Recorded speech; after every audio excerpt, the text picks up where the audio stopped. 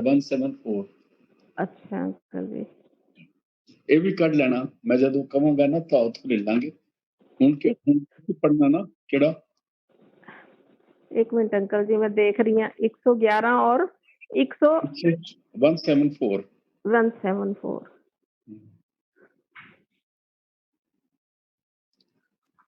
ठीक है अंकल जी, ਕੱਢ ਲਿਆ ਮੈਂ। ਹਾਂ, ਅਸੀਂ ਕਿੱਥੋਂ ਪੜ੍ਹਦੇ ਸੀ?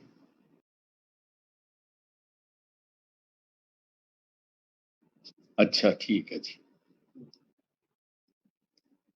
इससे पहले वाला वैसे बोल दो। 30 वाला? हाँ 30 वाला। ठीक है अंकल जी।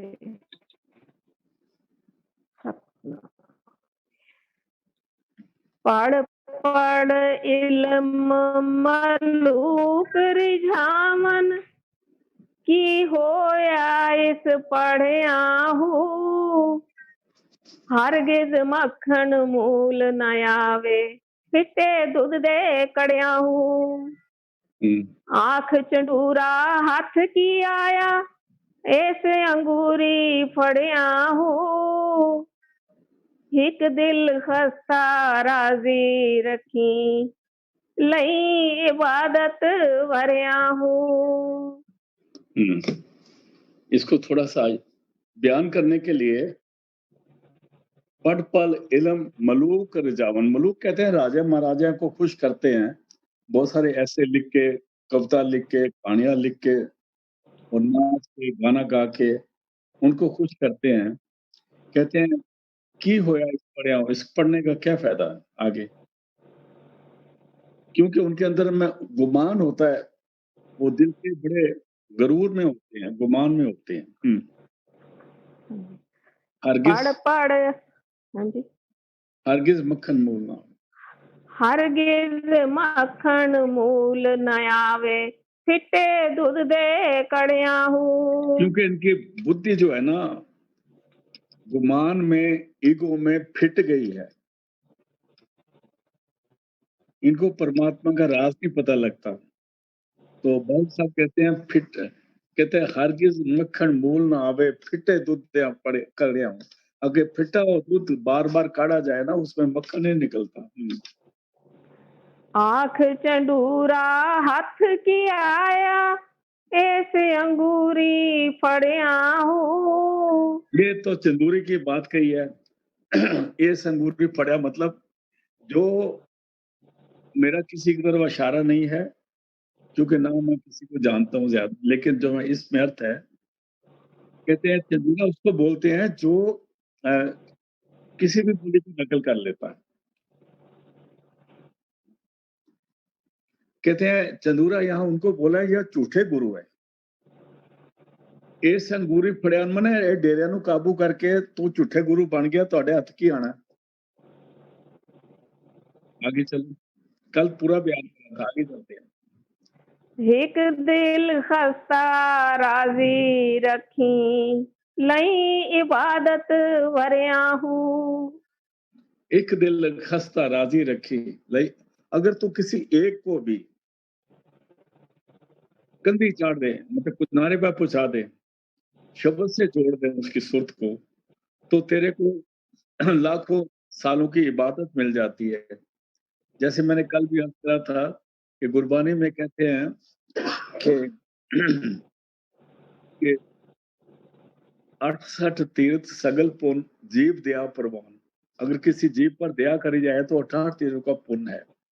और हमने जो संतों के मुख से सुना है, जो महापुरुषों और फकीरों के मुख से सुना है, जो सत्संगी बड़े उच्च कोटि के थे, वो ये क्या करते थे कि अगर एक आदमी को नाम दिलाया जाए पूरे गुरु से, तो मानो कि आपने 101 गौ से भी ज्यादा दान कर दिया सोना चढ़ा के, क्योंकि आपने उसको काल के मुंह से हमेशा बता दिया, 84 लाख से निकाल दिया, उस पर उसने दया कर दी। खस्ते दिल को राजी रखने का ये मतलब है। आगे चलते हैं, आज वाला लो। हाँ जी। पढ़ पढ़ आलिम करन तकबर, हाफिज करन वडाई हूँ। आलम कहते हैं जो बड़े पढ़ लिखे होते हैं, जिसको उर्दू में डिग्री होती है, मिलती है, आलम फाजिल की डिग्री मिलती है कि पढ़ पढ़ आलम करन तकबर, बड़ा गुमान करते हैं, मैं ये जानता हूँ, मैं ये जानता हूँ, मैं ये जानता हूँ।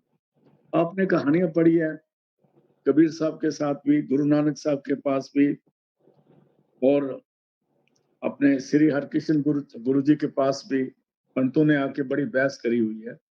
कहते हैं ये बड़ा तकब्बुर करते हैं और जिनको ज़ुबानी याद हो जाता है कुरान शरीफ उनको हाफ़िज़ कहते हैं। हाफ़िज़ा कहते हैं, याददाश्त को हाफ़िज़ कहते हैं जिसमें कुरान शरीफ ज़ुबानी याद हो जाए।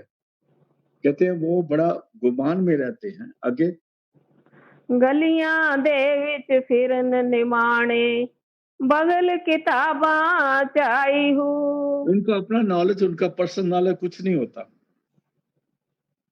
वो गलियों में घूमते फिरते हैं ताकि जहाँ किसी ने बुलाया वो कुरान शरीफ की किताब या गीता की किताब हाथ में पकड़े बगल में डाल के चल पड़ते। उनको इनका भी कोई उतना रिस्पेक्ट नहीं है। कहता गलियां दे विच फिरन निमाणे बगल किताबां चाई हूँ। बगल में किताब उठाई और चल पड़े और जब कोई बोलता है तो उसको निकाल के वो आयतें बुलाते हैं कि ये लिखा है, ये लिखा है। हाँ जी। जिथे वेखण चंगा चोखा पढ़न कलाम सवाई हूँ। जहाँ देखता है कि उनको अच्छा खर्चा मिल जाता है, वहाँ वो ज़ोर-ज़ोर से ऊँची-ऊँची कलामें पढ़ते हैं। यहाँ तक कि हमारी फ़ौज में ना गुरुद्वारे होते हैं और उस गुरुद्वारे में वो जो रागी होते हैं ना गुरुद्वारे के, वो ये सोचते हैं जब सीओ साहब आएँगे तब मेरे को बारी देना। ऐसे और जगह भी होता है, मैं ज़्यादा नाम नहीं लूँगा कि निंदा में आ जाएगा। तो यही काम है उनका, दिखावे की शेरो-शायरी करते हैं, दिखावे के सारे काम करते हैं। हाँ जी। जिथे वेखण चंगा चोखा पढ़न कलाम सवाई हूँ। दो ही जहानी मुठे जिना खादी वेच कमाई हूँ। जो इसको बेचते फिरते हैं, वो तो इस दुनिया में तो लुट गए, आगे भी उनको रास्ता नहीं मिलता, अगली लेते हैं। पढ़ पढ़ इल्म मशैख सदावण करन इबादत दोहरी हूँ। हाँ जी। अंदर चुगी पई लुटी वे तन मन खबर न मोरी हूँ। कहते हैं पढ़ इल्म मुशेख सदावन। मुशेख कहते हैं जो शेख की जमा होती है, उर्दू में उसको मुशेख कहते हैं। इल्म पढ़ के लोग शेख साहब, हाजी साहब और बड़े उनको अदब देते हैं और वो भी ऐसे अकड़े तो फिरते हैं। करन इबादत दोहरी हो, वो दोहरी इबादत बार-बार नमाज़ें पढ़ते हैं, मतलब इधर भी पढ़ के आ गया, फिर उधर भी पढ़ते हैं, फिर उधर भी पढ़ते हैं। और लोग कहते हैं देखो जी ये सारा दिन कुरान शरीफ पढ़ते रहते हैं, ये बहुत अच्छे इंसान हैं। वास्तव में ये सारा ऊपर का पड़ा है, इसमें कोई फ़ायदा नहीं। हाँ जी। अंदर झुकी पड़ी है। अंदर चुगी पई लुटी वे आपका वाईफ़ाई जब खराब होता है ना तब तन मन खबर न मोरी हूँ। आपका अपना वाईफ़ाई ठीक रखो। अभी मैं पढ़ लूँगा। अंदर चुगी पई लुटी वे, लेकिन अंदर में जो मन है, उनके सारे खुराफाते कर रहा है। मन उसको छोड़ता नहीं है। किसी को ये नहीं पता ये नमाज़ पढ़ने वाले या ये गाना गाने वाले या ये जो बड़े बाजे ढोलकियाँ बजाते हैं, इनके दिल में क्या है? ये मैं इधर ज़्यादा नहीं बोलूँगा, इतना ही काफ़ी है। अंदर चुकी पई लुटी हुई, मैंने अंदर में इनके सारे काम, क्रोध, लोभ, मोह, अहंकार के जो सारे घूमते रहते हैं, तन मन खबर ना मोरी को, जो तन के अंदर हो रहा है, उसकी इनको ज़रा सी भी खबर नहीं है। मौला वाली सदी सदा सुखाली दिल तो लाह तकोरी हूँ। हुँ। रब तिना नू हासिल जिना जगना कीती चोरी हूँ। माला नहीं है, मौला वाली। मौला वाली। हाँ, मौला मौला लिखना है। हाँ जी अच्छा मौला माला है। लिखना है? नहीं मौला ही है अंकल जी। हाँ, मौला वाली सदा सुखाली। मतलब जो यहाँ मौला का मतलब है, जो एक तो माला पढ़ते हैं, किताबें पढ़ते हैं, बड़ा लंबा-लंबा पढ़ते हैं और बड़ा कोशिश करते हैं, इधर-उधर भागते हैं। एक अंदर में पूरे गुरु को मिले हुए हैं, वो अपने सुत को शब्द से जोड़ देते हैं अपने घर में बैठे, उसको कहते हैं मौला वाली सदा सुखाली। उसको कहीं नहीं जाना, उसको रक्षे-रुक्षे पे पैसे खर्च के इधर-उधर घूमना नहीं है, कि भाई आज फलाना प्रीचर आया सत्संग सुनो, आज फलाना प्रीचर आया सत्संग सुनो। ये सारी बातें जो है ना, असलियत में एक धोखा है, इसको समझना पड़ेगा। मौला वाली सदा सुखाली, जिसको गुरु मिल गया, मौला मतलब जिसको गुरु मिल गया और उसने अंदर का रास्ता बता दिया, वो हमेशा सुखाले हैं, दिल तो ना तकूरी हो। तकूरी कहते हैं, जैसे बहुत सारा धुआँ हो जाए ना, इकट्ठा सारा काले रंग का धुआँ हो जाए, तो वो धुएँ की जो सबसे थिक लेयर है, जहाँ जहाँ कुछ नज़र नहीं आता, उसको तकूरी बोलते हैं। मतलब उनके दिल में इतना वहम, कहते हैं इसलिए मौला वाली सदा सुखाली, दिल तो ना तकूरी हो। उनके अंदर में कोई वहम, शक, भरम, अंधेरा या डार्कनेस नहीं है, क्योंकि उनके अंदर उनके पर्दे खुले हुए हैं। वो अपना सिमरन करते हैं और अपने मौला से जुड़े हुए हैं। हाँ जी। रब तिन्हां हासिल जिन्हां जग ना कीती चोरी हू। अभी जो चोरी है, ये हम सोचते हैं किसी की चीज़ उठाना चोरी होती है। ये भी ठीक है, लेकिन ये किसी की चीज़ उठाना चोरी नहीं है। चोरी क्या है कि हमने अपने दिल में किसी के बारे में उल्टा ख़्याल लाना। जब किसी के बारे में उल्टा-सीधा सोचते हैं या हम अपने आप को छुपा के दूसरों के अवगुण देखते हैं। जैसे मिसाल के तौर पर अपने घर में खड़े हैं, तो अपनी कमरे की लाइट बंद कर दो और अपनी खिड़की में खोल के बाहर के लोगों को देखो उल्टा-सीधा। इसको चोरी कहते हैं। दूसरा चोरी ये है कि हम लोगों के गुनाहों को देख के उल्टा-सीधा ख़्याल करते हैं और सबसे खतरनाक चोरी वो है, जो हम उल्टी-सीधी किताबें देखते हैं, जिसको पोर्नोग्राफ़ी कह सकते हैं। आप अभी समझ गए होंगे, जिसको चोरी कहते हैं। मतलब इसमें ये ऐसी खतरनाक चोरी है, जो चीज़ के उठाने से भी ज़्यादा खतरनाक है, जिससे मन के ऊपर इतना ज़हर आता है कि वो परमात्मा का नाम नहीं ले सकता और वो सत्संगी कहलाने के फिट हो नहीं सकता। नाम लेना तो छोड़ दो। फिर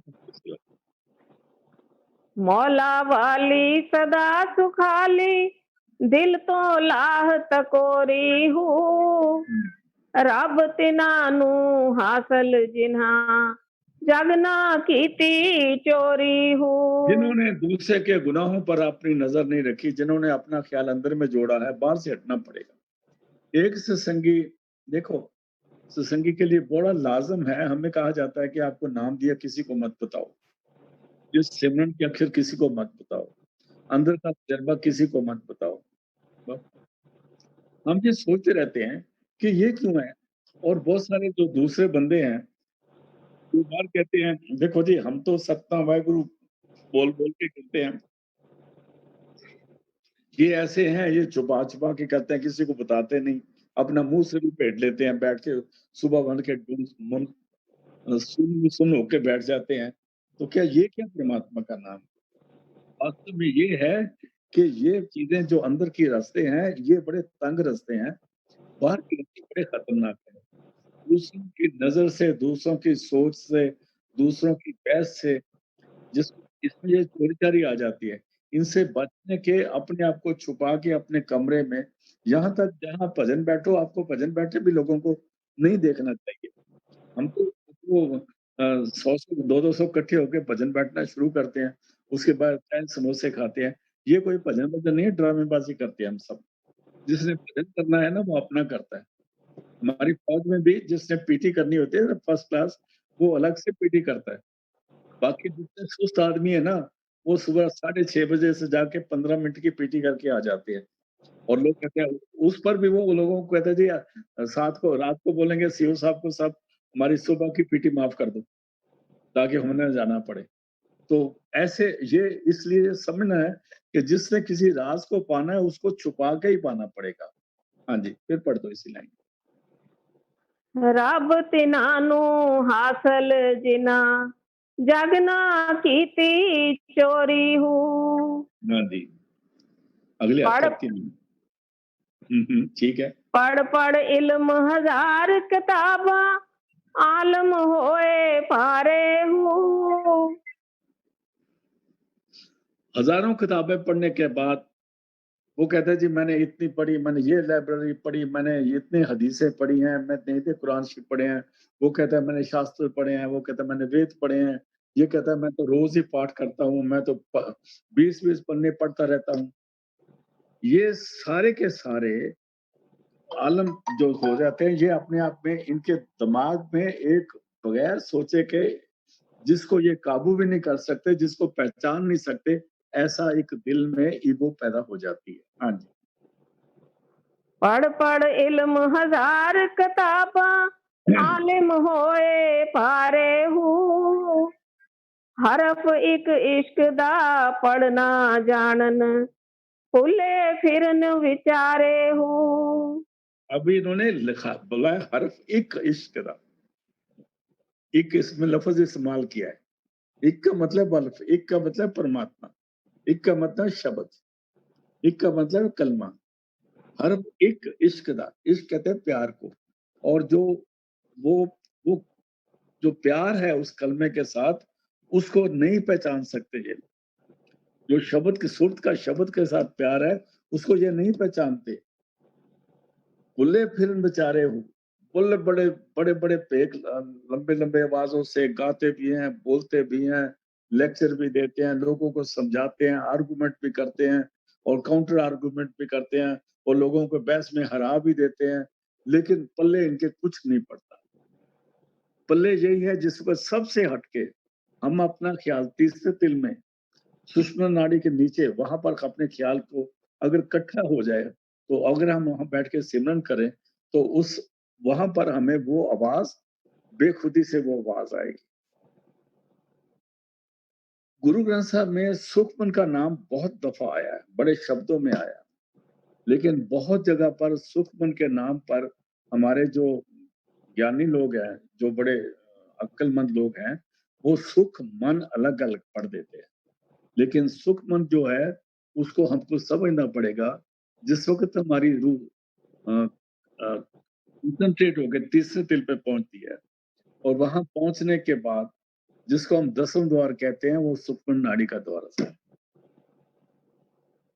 उसमें एंटर होती है और उसमें एंटर होने से पहले इसको ज़रा सोचना समझना पड़ेगा गौर से।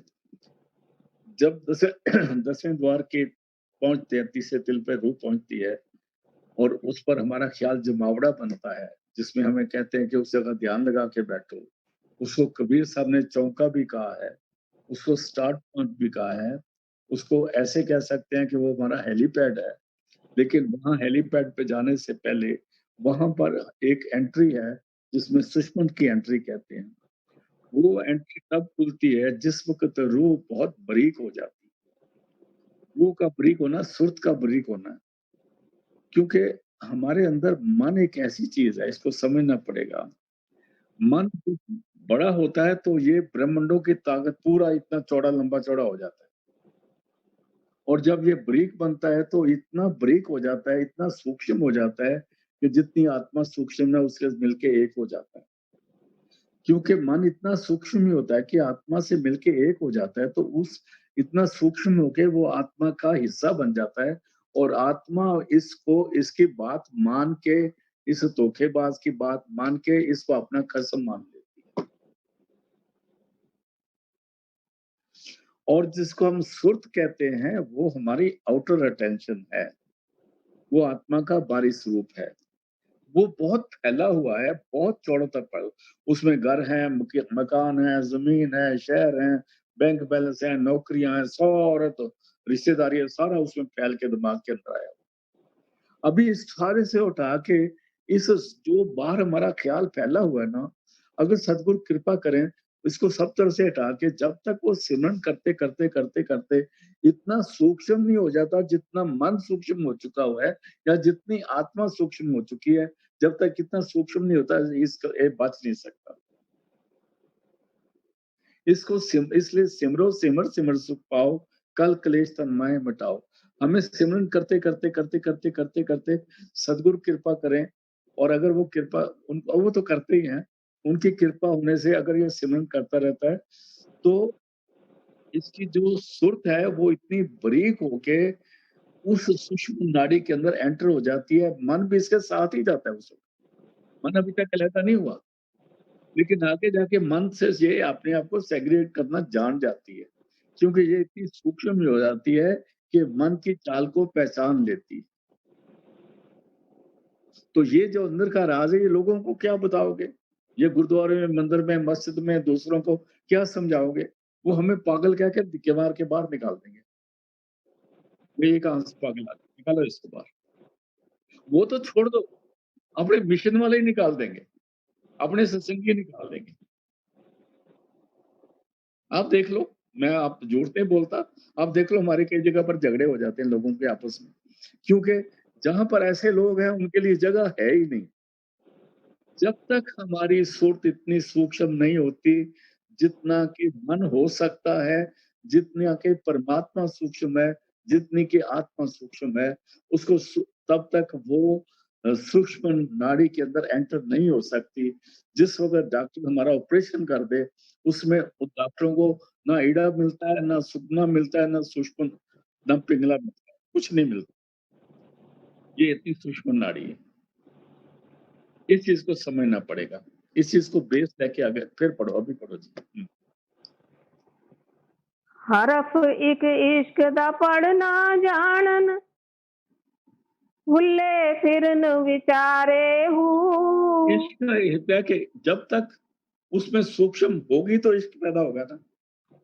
जब इतनी सूक्ष्म होगी, तो वो शुद्ध शब्द को पहचानेगी, तो शब्द के साथ इसका प्यार बनेगा, इसकी अट्रैक्शन बनेगी। और जब वो जो प्यार जो इस सुर्त का शब्द के साथ बनता है, उसको इश्क कहते हैं। और वो हर्फ वो है, जहाँ पर बाहर कोई हर्फ आता नहीं। और वो हर्फ जो है वो अंदर ही पैदा होता है।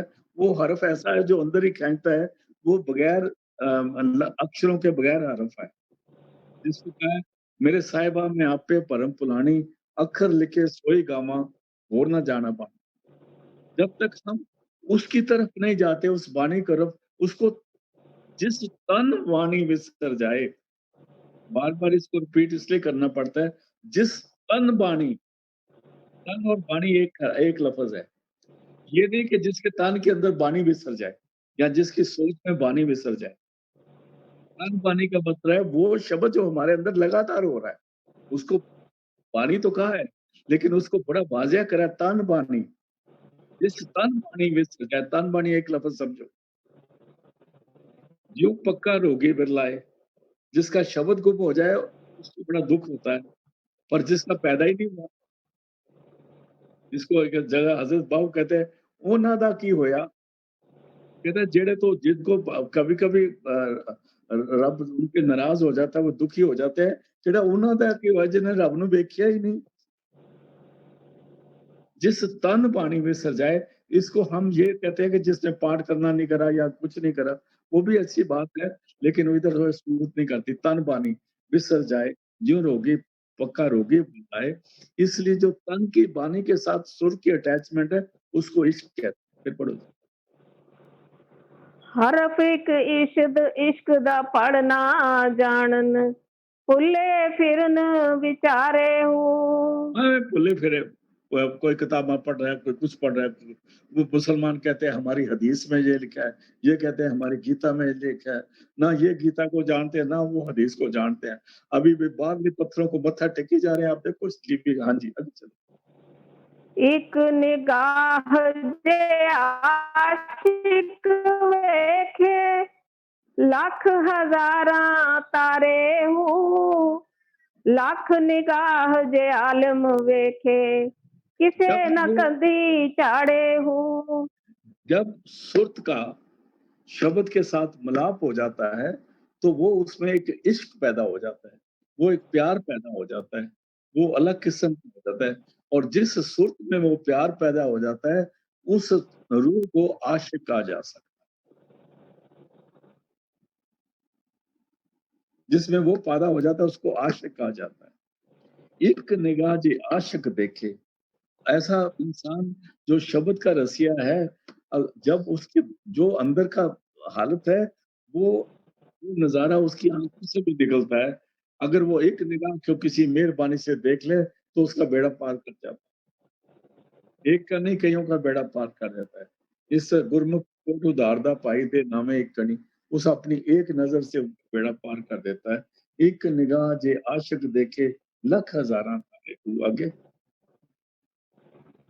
आगे? ਲੱਖ ਨਿਗਾਹ ਜੇ ਆਲਮ ਵੇਖੇ ਕਿਸੇ न कदी चाड़े हूँ। लाखों निगाहों से बार-बार आँखें खोल के लोगों की तरफ ऐसे करते रहते हैं ना, इशारा कर देते हैं, आशीर्वाद देते रहते हैं, ऐसे-ऐसे करते रहते हैं लोग। कहते ये सारी ड्रामाबाज़ी। किसी ने कदी चाड़े तो किसी को किनारे पर नहीं पहुँचा सकते। कदी चाड़ने का मतलब है किसी डूबे को उठा के किनारे पर डालना। किसी को पार नहीं करा सकता। आगे चलते हैं।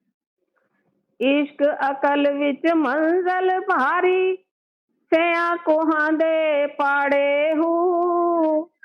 कहते हैं इश्क अकल, एक इश्क है जो अंदर में प्यार है, अकल वो जो बाहरी किताबी ज्ञान है। इनमें बड़ा फ़र्क है। सियान कौन है पाड़े, पाड़े कहते हैं जिस वक़्त धरती फट जाए तो दूर-दूर हो जाए और इधर वाला 50 किलोमीटर इधर चल जाए, इतनी धरती फट जाए, कहते हैं इतना दूर है। इश्क की दौर है, वो उसका रास्ता और है, इल्म का रास्ता और है। हाँ जी। जिना इश्क खरीद न कीता दोहे जहानी मारे हूँ। और जिनको ये इस गुरु का नाम नहीं मिला और इस रास्ते पे चले नहीं और जिनके अंदर ये शब्द के साथ कॉन्टैक्ट नहीं होता, वो दोनों जहानों में खत्म मार खा जाते हैं। पढ़िया इल्म ते वधी मगरूरी अकल भी गया तलोहा हूँ। इसको समझना पड़ेगा। कहते हैं इल्म पढ़िया तो 2 नुकसान हो गया, 2 नुकसान हुए। एक तो मगरूर हो गया इंसान, एक उसकी जो परमात्मा के साथ प्यार था ना, वो हमेशा के लिए डूब गया। तलूहा मैंने जो उसकी समझ थी ना, रूहानी समझ थी, वो दिमाग से निकल के पैर की तलियां तक पहुंच गई। जिसको कहते हैं ना अक्ल जो दिमाग में होनी चाहिए वो गिट्टे पे पहुंच गई। पंजाबी में कहते हैं तेरी अक्ल गिट्टे विच है। उसको तलूहा बोला। पढ़िया इलम ते वधी मगरूरी। हाँ, इलम पढ़ना बुरा नहीं कहते संग। महाराज जी बार-बार कहा करते थे कि अगर पढ़े लिखे में उस पर ये गनीमत है कि उसने इल्म पढ़ा है। लेकिन इल्म पढ़ना और गुरु के रास्ते पर किसी कामिल मुर्शिद से ना मिलके हम इल्म पढ़ना, वो इल्म नुकसान देता है। कामिल मुर्शिद का मिलना बहुत ज़रूरी है। पढ़िया इल्म ते वधी मगरूरी, वो अहंकार बढ़ गया, अक्ल भी गया तलुआ हूँ और जो दिमाग था ना वो तलुआ मैंने अक्ल गोडियां भी गिट्टियां भी चली गई, पैर भी चली गई। आगे हुल्ला राह हदायत वाला नफा न कीता दोहा हूँ। उसको हदायत जो हादी हादी से हदायत मिली थी, हादी कहते हैं गुरु को। और जो हादी गुरु को बोला जिस हद और गुरु हमेशा हदायत करता है। कैसे सुरत को अंदर शब्द से जोड़ना है, कैसे-कैसे रहना है, वो सद्गुरु हदायत करते हैं, जब नाम लेते हैं वो समझ करते हैं, समझाते हैं। वो जो हदायत वाला रास्ता गुरु ने बताया था वो भूल गया और नफ़ा ना कीता दोहा हूँ। इन दोनों से उसको कोई फ़ायदा नहीं हुआ। कौन-सा? एक तो इल्म पढ़ा और दूसरी मगरूरी आ गई। इसलिए अक्ल तो पाँव में चली गई। फ़ायदा क्या हुआ? आगे चलो। सिर देतियां जे सिर हाथ हावे सौदा हार न तोहा हूँ। हाँ, इसको पढ़ने के लिए थोड़ा-सा वो लफ़्ज़ तो एक ही जैसे लिखे हैं लेकिन इनके मतलब अलग है। सिर दित्या जे सर हासिल हो हथ आवे। सिर ये भी सिर इसके भी नीचे ज़ेर है, लेकिन ऊपर एक उर्दू का लफ़्ज़ है उसमें एक इशारा दिया हुआ है। उसको सर पहला तो सिर का मतलब है अपना सिर जो ऊपर है। दूसरे सर का मतलब है राज़, सीक्रेट, रूहानी सीक्रेट। समझ गया ना? कहते हैं सिद्धियाँ जे सर हथ पावे। अगर गला सिर कुर्बान करने से अगर रूहानियत का भेद हमें पता लग जाए, सर कहते हैं राज को, सिर दित्या जे सर हाथ आवे, सौदा हार ना तू हाँ हूँ। ऐसे सौदे को कभी हारना मत, एक्सेप्ट कर लो। अगर सिर देने से भी रूहानियत मिल जाती है तो ये सौदा कबूल कर लेना चाहिए, ये मतलब है। आगे बताते हैं। बड़ी बाजार मोहब्बत वाले रहबर लेके सुहा हूँ। कहते हैं बड़ी बढ़ जाना, उस तरफ चले जाना, उस बाजार मोहब्बत के दरबार में, यहाँ तीसरे तिल की तरफ ये मचा रहा है। ये मोहब्बत का रास्ता है। इस बाजार के अंदर अपने सुर को अंदर जोड़ दे, रहबर लेके सुहा हूँ। सुहा मैंने, रहबर कहते हैं गुरु को, सुहा मैंने कामन मुर्शद, पूरे गुरु के मिलके उससे रास्ता लेके अपने अंदर का घर ढूंढ लो। बड़ी बाजार मोहब्बत वाले, ये मोहब्बत का दरवाजा अंदर है। कहते हैं रहबर लेके सुआ हूँ, ऐसा गुरु मिले जो तेरे को, जो पूर्ण महापुरुष हो, उससे राज लेके अंदर जाना। अधूरे गुरुओं के चक्कर में अगर कुछ नहीं मिलता तो राम राम बोल दो। आगे चलो। पाक पलीत न होंदे तोड़े, रहंदे विच पलीती हूँ। फिर कहते हैं अगर तेरे को वरसा मिल जाता है अंदर का, फिर तू पाक हो जाता है। पाक मैंने पवित्र, और जो पवित्र हो जाता है वो फिर पलीत नहीं होता। मनमुख तो गुरमुख बन जाता है, गुरमुख कभी मनमुख नहीं हो सकता, क्योंकि उसने वो ऊंचाई पर पहुंच गया है, उसको अंदर जगह मिल गई रहने की, उसको अपना स्थान मिल गया।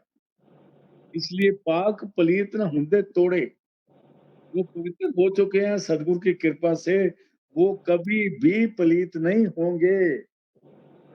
गंदे बीच पलीती हूँ, चाहे उनके इर्द गिर्द में सारे पलीती लोग रहते हों, लेकिन उनको ये बीमारी नहीं छुएगी।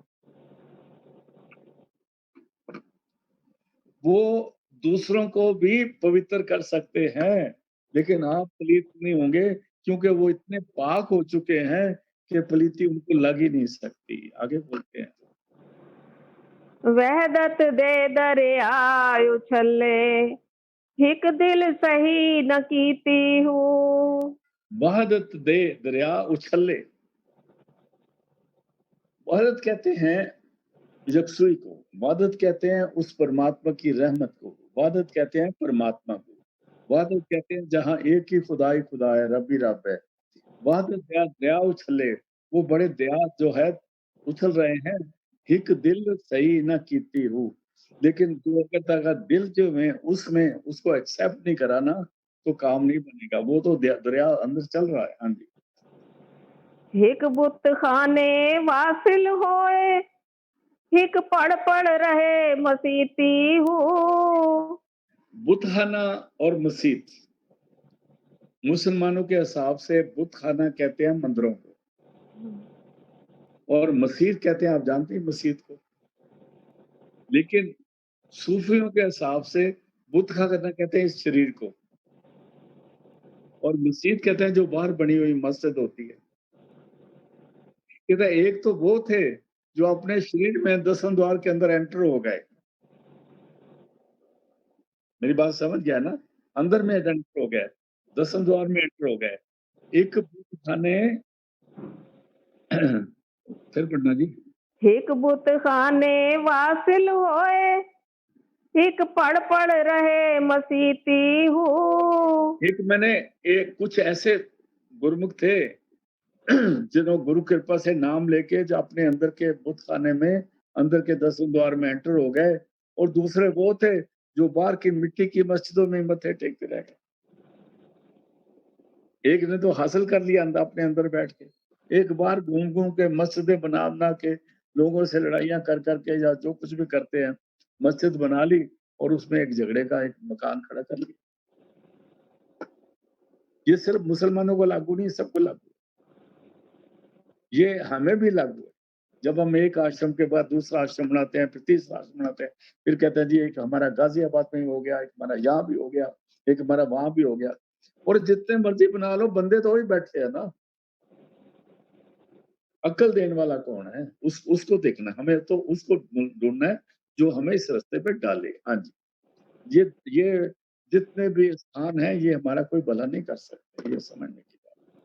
कहते हैं, एक बुत खाने आस वासल माने बसने लग गए, वासल के अंदर जाके बस रहे हैं, और एक मस्जिद में चले गए।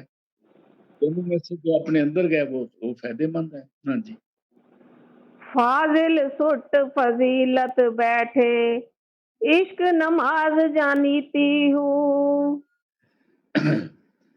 एक लफ्ज है फाजिल। फाजिल का मतलब है जो पढ़े लिखे हैं, जिनको कुरान सिर्फ ज़ुबानी याद है, जिनको हदीसें याद, जिनको सारा कुछ याद है, जिनका वैसे भी नॉलेज बड़ा है, उनको फाज़िल कहते हैं।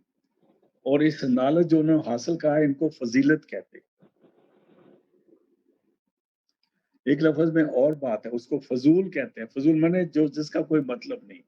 एक एक फ़ज़ीलत है, फ़ज़ीलत माने नॉलेज। फ़ाज़िल कहते हैं जिनके पास वो नॉलेज था, बाहरी नॉलेज था। कहते हैं उन्होंने जो बाहरी नॉलेज वाले थे ना, फ़ाज़िल सुट फ़ज़ीलत बैठे, जिनको बाहरी नॉलेज था, उन्हें इधर फेंक दिया कब? जब इश्क नमाज़ जब सीती हूँ, जब को अंदर की प्यार की नमाज़ की समझ आ गई, तो उन्होंने बाहर की जो किताबें थी साइड में रख, जो पढ़ना पढ़ाना साइड में रखते, उन्होंने किस लिए पढ़ते? कि हम उस परमात्मा को पालें। जब उसके लिए पालें तो फिर क्या करना? अभी हम वो 5वीं जमात, चौथी जमात वाला वो फार्मूला थोड़े बनेंगे, a + b whole square is equal to a square + b square + 2ab। वो तो किताबें पता नहीं बेच देते, कुआड़ी के पास चली गई। इसीलिए जिस वक़्त रूहानी की समझ आ गई, इन्होंने ये रूहानी किताबें जो थे ना कबाड़ी को दे दी। फ़ाज़िल सुट फ़ज़ीलत बैठे, इश्क नमाज़ जद दीती हो, जब उनके प्यार की नमाज़ उनको नज़र आ गई, उसमें उनको रास्ता मिल गया, उन्होंने किताबें जो है ना कबाड़ी को दे दी। आगे चलते हैं। पीर मिले ते पीड़ न जावे, ता उस पीर की धरना हो। हाँ जी, फिर पीर पढ़िए। मिले ते पीड़ न जावे, उस पीर की धरना हो। पीर का मतलब ये है जो पीड़ को दूर कर दे, दुखों को दूर कर दे, क्लेशों को दूर कर दे, हमारे ख्याल को अपने अंदर में जोड़ दे, और हमारे ख्याल में उस परमात्मा का ज़हूर इतना कर दे कि हम इस दुखों को बर्दाश्त कर सकें। ये कर्मों के अनुसार तो आएँगे, लेकिन जिसको पीड़ कहते हैं ना, जिसमें यहाँ पे पीड़ नज़र आती है, उस पीड़ को बोला है जो जन्मे-मरने की पीड़ है, जो आवागमन की पीड़ है, जो 84 लाख में चक्कर लगाने की पीड़ है, उस पीड़ के बारे में बात करी है। कहता है, "पीर मिले जे पीड़ न जावे।" अगर सतगुरु भी मिल गया पूरा, लेकिन हमारे अंदर का रास्ता नहीं मिला और 84 से बच नहीं सके, तो उस पीर ਨੂੰ ਕੀ करना हो? हमारी वाणी में भी कहते हैं ना, अगर शेर की शरण में जाने से गिदड़ टपकियाँ मारे तो फिर शेर का क्या फ़ायदा हुआ? तो पीर मिले जे पीड़ ना जावे, तो उस पीर की करना हो आगे। मुर्शिद मिलिया रुशद न मन नू, ओ मुर्शिद की करना हो। वो मुर्शिद जो हमारे से बात नहीं कर सकता, वो हमारी नसीहत दे के हमको समझा नहीं सकता। देखो, मेरे को बार-बार संत कृपाल सिंह जी की याद आती है, बात आती है, क्योंकि जब उनको मिलने जाते थे ना, तो वो ऐसा नहीं होता था कि भई कोई झूठ बोल देगा, जी अभी बात नहीं हो सकती जी, अभी बाहर चल जाओ जी, अभी ये हो जाओ। जहाँ टेलीफ़ोन करें, हम जब टेलीफ़ोन भी करते थे, तो महाराज जी खुद टेलीफ़ोन उठाते थे, ऐसे पगड़ी करके बोला था, "अरे कृपाल सिंह।" जब टेलीफ़ोन करते थे, कभी भी मैंने कई दफ़ा करा, तो महाराज जी बोलते, "कृपाल सिंह।" खुद टेलीफ़ोन उठाते थे। ख़ैर उसके बारे में मैं कुछ नहीं कहूँगा, लेकिन समझने की बात है, वो आपसे बात करते थे। बात करने के बाद बस आपने पूछे थे, "आओ कैसे आए?"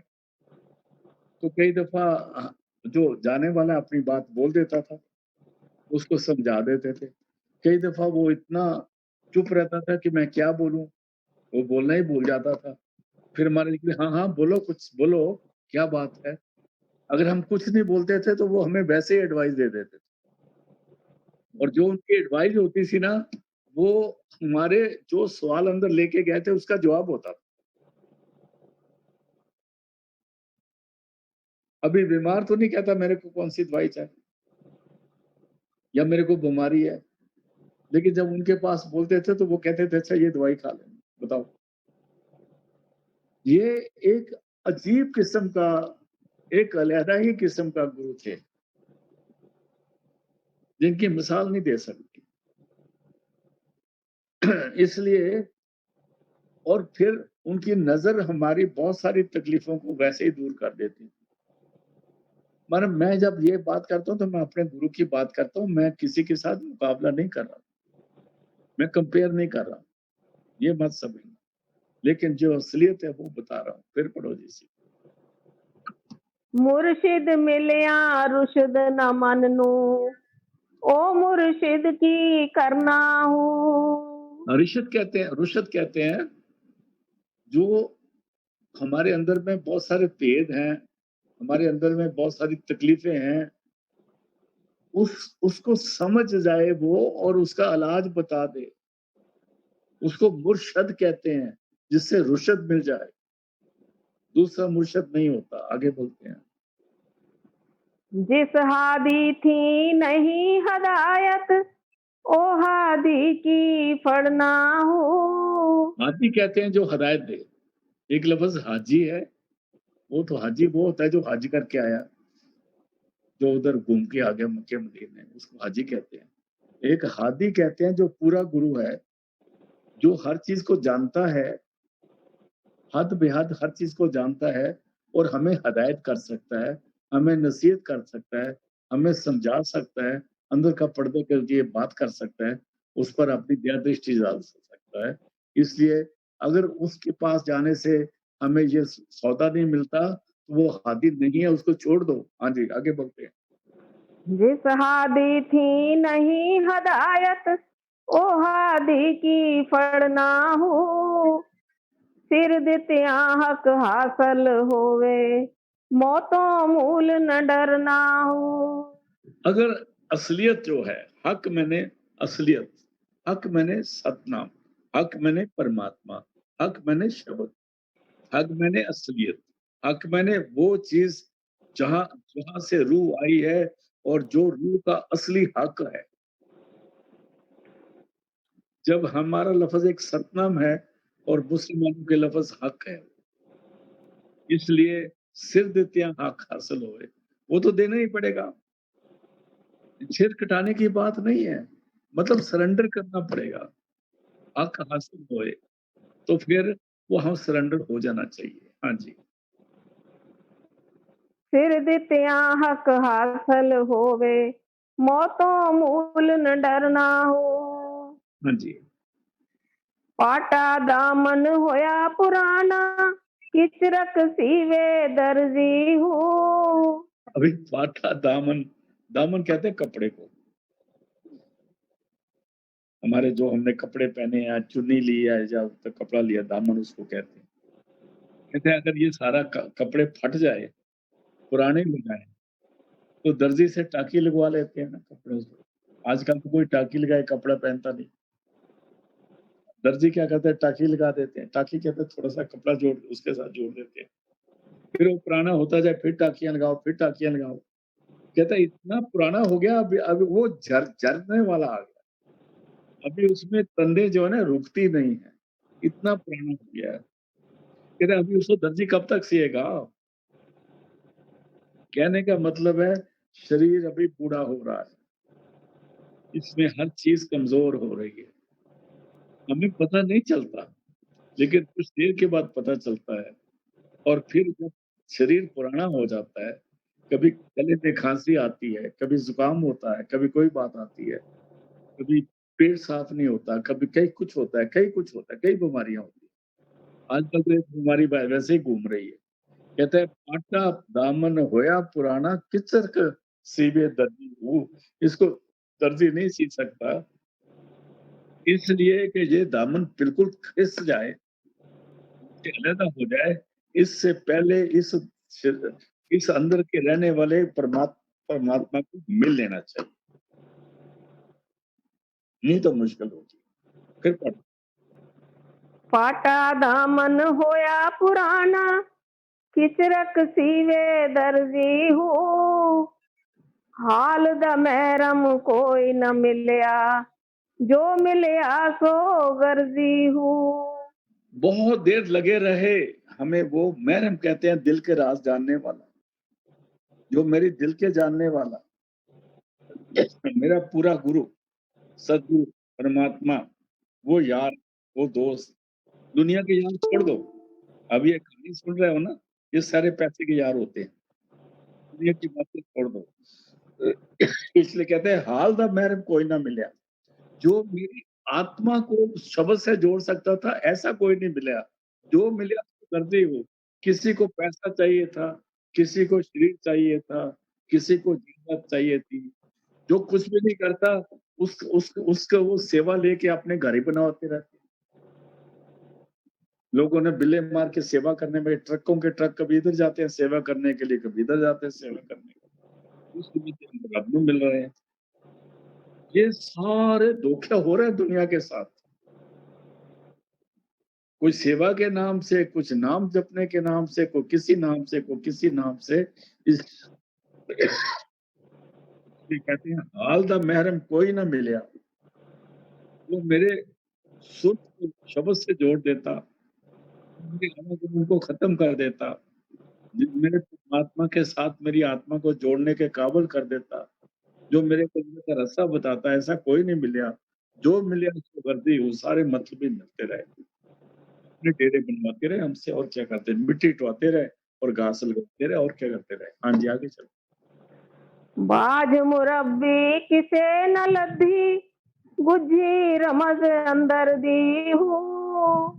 बाज मुरब्बी किसे न दत्ती, मुरब्बी किसको बोलता है? मुरब्बी बोलते हैं उस शहनशाह को, उस राजदार को, जो बाहर में हमारा दोस्त भी हो, हमारा यार भी हो, हमारा गुरु भी हो, और अंदर में वो रब हो, उसको मुरब्बी बोलते हैं। बाहर हमारा यार भी है, दोस्त भी है, प्यार से बात भी करता है, हमारे लेवल पे बैठ के हमारे साथ खाना भी खाता है, लेकिन अंदर वो रब से जुड़ा हुआ है, अंदर के राज को जानता है, उसको मुरब्बी बोला। इसके बाद मुरब्बी किसे ना लद्दी, लद्दी मैंने किसी को नहीं मिली। जब तक ऐसा यार गुरु नहीं मिलता, ऐसा प्यारा गुरु नहीं मिलता, तब तक उसको वो अंदर का रजा नहीं मिलता। कल किसे न लद्दी, गुज्जी रमज अंदर दी हूँ। जो जो गुज्जी मैंने जो छुपी हुई अंदर की रमज थी, रास्ता था, जो अंदर का राज था, वो बगैर राजदार के कोई किसी से मिल नहीं सकता। जब तक ऐसा गुरु ना मिले, जो हमारा यार भी हो, हमारा दोस्त भी हो, हमारा गुरु भी हो, हमारा साथी भी हो, और हमारी बात हर वक्त सुनता हो। ये बहुत जरूरी है भाई साहब, बहुत जरूरी है। ऐसा सदगुरु मिले, जो कैसा मिलेगा? जब वो सुर से जोड़ देगा तो वो हमारा हमेशा साथ रहेगा। बाबा सामन सिंह कहते थे, आज हमारी कुर्सी टूट गई, बुलाओ तरखान को। आज हमारा छज्जा टूट गया, बुलाओ तरखान को। आज कुछ हो गया, बुलाओ तरखान को। कहते तरखान को घर में ही क्यों नहीं रख लेते? तो कहते हैं सदगुरु तो आपको मुफ्त का तरखान मिला हुआ है शब्द रूप में। हाँ जी, आगे चलते हैं। बाज मुरब्बी किसे न लद्दी, गुज्जी रमज अंदर दी हूँ। ओसे रावल जाइए बाहू, जिसकी खलकत डर दी हूँ। जो खलकत डरती है जिस रास्ते से, उस रास्ते पे जाओ। मतलब क्या है कि बाइबल में भी लिखा हुआ है, सेंट मैथ्यूस कहते हैं वो रास्ता जो आपको बड़ा खुला नजर आता है, बड़ी पक्की रोड है, बड़ी अच्छी अच्छी दुकानें नजर आती हैं, तो सारे लोग कहते हैं इधर नु चलो जी, बड़ी रौनक है। कहते हैं आपको पता नहीं, वहां आप रुक जाओगे। कहते हैं वो रास्ता पकड़ो जिस रास्ते कोई नहीं जा रहा। वो रास्ता आपको ले जाएगा अंदर, जिस रास्ते से दुनिया डरती है। दुनिया क्या डरती है, समझ लो। पाठ भी कोई कर लेगा, कीर्तन भी कोई कर लेगा, 4-4 घंटे कीर्तन कर लेंगे और 3-3 घंटे पाठ करना लग जाएँगे और लंबे-लंबे लेक्चर भी दे देंगे, कहानियाँ भी हो जाएगी, लंगर भी कर लेंगे, हम जलसे भी कर लेंगे, जन्मदिन भी मना लेंगे, मरण दिन भी मना लेंगे, पूड़ियाँ आलू भी बेच लेंगे, लेकिन भजन कौन साडा प्यो बैठेगा? भजन तो नहीं बैठता ना कोई। बड़ा मुश्किल है। इसलिए जिस रास्ते से दुनिया को डर लगता है बैठने से, जिस रास्ते दुनिया नहीं जाती, आप अपने घर में बैठो और सिमरन भजन करो। ये इसका असली मतलब है। भाग दौड़ने की बात नहीं है। ये तो परमात्मा ने हमें सबक सिखाने के लिए ये लॉकडाउन कर दिए सारे पासे। कि देखो, आपको इधर ना जाके, उधर ना जाके, फिर भी परमात्मा मिल सकता है। लेकिन नुकसान किसको हो रहा है अभी? किसी इंसान को नुकसान नहीं हो रहा। अगर किसी को नुकसान हो रहा है तो गवर्नमेंटों को हो रहा है। रूहानी तौर पर जितने हमारे ये डेरे-डूरे बने हुए ना, आश्रम बने, इनको बड़ा नुकसान हो रहा है। कोई जाता ही नहीं तो सेवा कौन पाएगा? अभी आपका मेरठ का आश्रम है, उसमें काफ़ी सेवा इकट्ठी होती थी।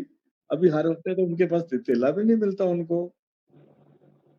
इतने जितने हमारे इंडिया में आश्रम है, उनको भी कोई वैसे कोई पेटीएम कर दे तो कर दे, कुछ पैसा नहीं मिलता किसी को। और आपके पैसे बचे हुए हैं, रिक्शे के पैसे बचे हुए हैं, गाड़ी का पेट्रोल बचा हुआ है और सारा कुछ बचा हुआ है। जो नए-नए कपड़े पहन के बाहर जाते थे प्रेस करा के, वो बचे हुए हैं। आराम से बैठो, करो, सत्संग बोलो। ये तो परमात्मा ने सबक हमें सिखाया है। कोरोना को बुरा मत बोलना नहीं, ये तो ब्लेसिंग आई है, ये बख्शिश है। घबराने की ज़रूरत नहीं। कोरोना परमात्मा से ज़्यादा सूक्ष्म नहीं है। ना ये सुर से सूक्ष्म है, ना ये शब्द से सूक्ष्म है। और सतगुरु रखा है, फ़िक्र करने की ज़रूरत नहीं। गुरु रखा, फिर इसको पढ़ दो। कभी किसे न लथी गुझी रमज अंदर दी हूँ ओसे रावल जाइए बाहू जिसकी खलकत डर दी हूँ। उस राह पर जाओ जिससे खलकत डरती है। बाहर जाना बड़ा आसान है, घूमना बड़ा आसान है। रिक्शे पे घूमो, जाके मिलो। बहुत सारे हमारे कुछ नेता हैं, कुछ रिटायर्ड नेता हो गए हैं, वो एक्स नेता हो गए हैं, जो मसूद चौधरी हो गए हैं। अभी उनको किसी गुरु से मोहब्बत नहीं, संगत में एक-दूसरे को अपना दिल लगा के रखा हुआ है लोगों ने। ऐसा कुछ नहीं बनता, रूहानियत कुछ और चीज़ है। रूहानियत के लिए आपको अलग और अकेला होना पड़ेगा, हर एक से अकेला हो, यहाँ तक कि अपने शरीर से भी हटना पड़ेगा। इसलिए बाज मुरब्बी पूरे बाज मुरब्बी किसे न लद्दी कुची रमत हमदर्दी हूँ, ओसे रावल जाइए बाहु जिस थी खलकत डरदी। एक ये होता है, तो कोई बात पंजे नहीं। क्या हो गया? महल पंजां विच चानण कित वल धरिए हूँ विच चानण दीवा कित वल धरिए हूँ। फिर पढ़ो जी। पंजे महल पंजा विच चानण। जिस वक़्त सुरत अंदर जाती है, ये अंदर में 5 देश है, उसको 5 महल बोला है। कि पाँचों चानन में तो अंदर तो जाओ तो वहाँ तो दीवे जल रहे हैं। बिन रोगन बिन बाती, रह जलता दिन राती। कहते वो दीवा तो अंदर जल रहा है बगैर रोगन के, बगैर बत्ती के, बगैर किसके। कहते ये जो दीवे तुम बालते हो, वो सब कहते हैं मैं जिस वक़्त आँखें बंद के अंदर जाता हूँ, तो अंदर तो रोशनियाँ रोशनियाँ हैं। ਤੇ ਜਿਹੜਾ ਦੀਵੇ ਤੁਸੀਂ ਬਣਾ ਰਹੇ ਹੋ ਘਿਓ ਦਾ ਸਾੜ ਰਹੇ ਹੋ ਤੇਲ ਸਾੜ ਰਹੇ ਹੋ ਇਹ ਮੈਂ ਕਿੱਥੇ ਰੱਖਾਂ ये तो बाहर ही रहेगा अगर मैं दीवे बालता हूं तो मेरा ख्याल भी बाहर रहेगा जहां अंदर ख्याल चला गया अंदर तो दीवा बालता ही पड़ा है पंजे महल पंजा में चानन दीवा कितवल बालूं हूँ, इसलिए मैं बताओ कौन से अंदर के महल में दीवा लेके जाऊँ? उन्होंने इसको ही मना कर दिया दीवे बत्तियों को। हम क्या करते हैं? हम वीरवार को कब्रों पे दीवे जलाते हैं, दीवे जलाते हैं, घरों में दीवे जलाते हैं और कई तरह से दीवे जलाते हैं। ये सारे ड्रामेबाज़ी हैं। हाँ जी, आगे चलो। पंजे महल पंजा विच चानण दीवा किस वल धरिए हो। पंजे महर पचे पटवारी हासिल कितवल भरिए हो। आगे कहते हैं पंजे मेहर पंजे पटवारी। जो हमारे 5 ज्ञान इंद्रिय हैं, जिनमें आँख, कान, नाक, ज़ुबान वगैरह आ जाती है, ये भी आ जाती है, इनको मेहर बोला है। और पटवारी बोला है काम, क्रोध, लोभ, मोह, अहंकार को। ये सारे अंदर बैठे हैं और ये सारे टैक्स माँगते हैं हमसे और कहते हैं ज यहाँ मतलब इसका ये है ये समझने का जिस वक़्त हमारी सदगुरु की कृपा से जिस वक़्त हमारी रूह अंदर की तरफ प्रवेश करती है, तो अंदर में बहुत सारी रुकावटें हैं।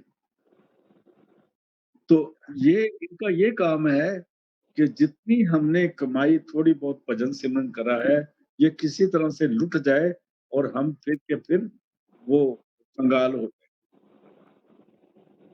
उसमें ये हमारे जो ज्ञान इंद्रिय हैं, ये भी काम करते हैं आँख, नाक, मुँह, कान और जो 5 काम, क्रोध, लोभ, मोह, अहंकार हैं, ये भी इनका भी यही काम है।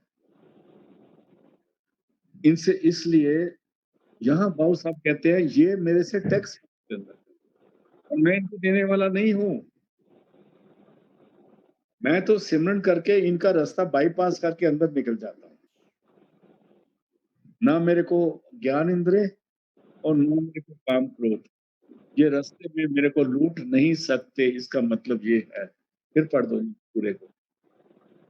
पंजे महल पंजा विच चानण दीवा किस वल धरिए हो। पंजे महर पंजे पटवारी हासिल कितवल भरिए हो। हासिल मैंने किसको मैं दान के पैसे डालता जाऊँ? आगे बोलते हैं। पंज इमाम ते पंजे किबले सजदा कितवल करिए हो। और अंदर में इमाम का मतलब है हर देश में उसका अपना मालिक है। किबला कहते हैं मुसलमानों में किबला उसको बोलते हैं जब वो मक्के मदीने जाते हैं तो वहाँ एक काला पत्थर उसको किबला बोलते हैं और उस पर मत्था टेकते हैं। कहते हैं मैं रास्ते में किसी किबले को मत्था नहीं टेकता और रास्ते में किसी और को मैं दाना नहीं डालता।